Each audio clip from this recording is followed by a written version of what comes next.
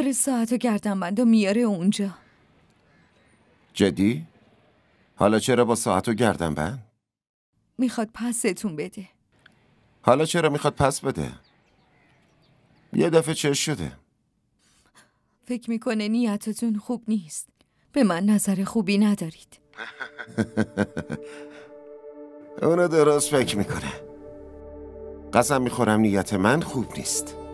اصلا شوخی نمی کنم. به خاطر همین حرفای شماست که عصبانیه. حتی فهمید که اون روز اومدین پیشم. پیشت نه، دیدنت. هنوز نخواستم بیام پیشت. حالا چی کار میکنید؟ چی کار کنم؟ به نگهبان بگید خونه نیستید. این کارو نمی کنم. وقتی بیاد میبینمش. حرفشو میشنوم. حرف میزنیم. بعدم میسنجم چند مرده حلاجه. پس هنوز نشناختینش. جلوی شما کم نمیاره. اونم منو نشناخته. اومده از هدفم سردراره. به جون تو میبازونمش و میفرستمش. حالا خودت بگو. تو هم فکر میکنی که نیت من بده؟ با نظر بد نگاهت میکنم؟ راستش رو بخواین بعضی وقتا این حسو میکنم. ولی باز میگم اصلا اینطوری نیست. شما فقط یه دوستی.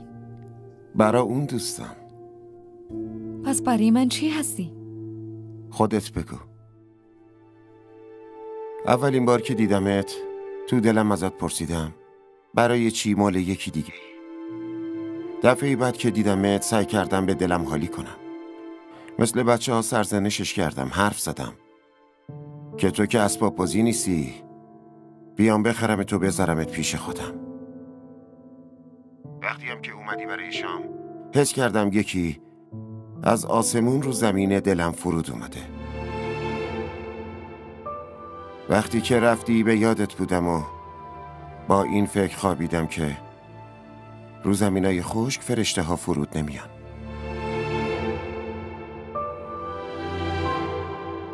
اگه با این حرفا فکر میکنی که نیت من بده، امروز خودم بهش میگم که آره آقا دانیال، نیت من بده.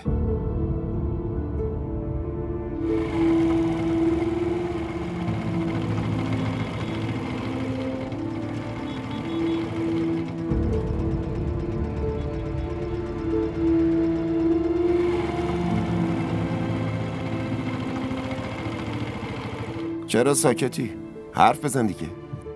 هنوز نرسیده؟ نه؟ ازتون یه خواهشی کنم؟ تو خواهش کنی؟ به هیچ وجه. تو دستور بده. بهش اینو نگید که نیتم بده. نمیگم نترس. نگران نباش. دادم زد، فقط گوش بدین. مگه دادم میزنه؟ همینطوری که نه. ولی اگه کسی اسم منو بیاره خیلی عصبانی میشه. پس خیلی کیف میده. کیف نمیده. عصبانی میشین. اگه بیادبیم کنه شمام یه چیزی بگین دیگه دعوا میشه. لطفا نذارین اینجوری شه. یه لحظه.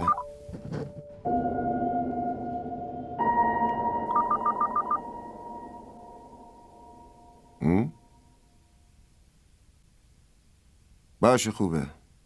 راهنماییشون کن داخل و بگو که من دارم میام. اون اومد. وای خدا. لازم نیست بترسی. بعدم بدون که میبازونمش و میفرستمش. خدا کنه. به هم اعتماد کن. حالا میبینی وقتی بیاد ساعتم دستشه. بعدم بهت میگه که ببخشید مهوش، من اشتباه میکردم. اون نیتش بد نبود.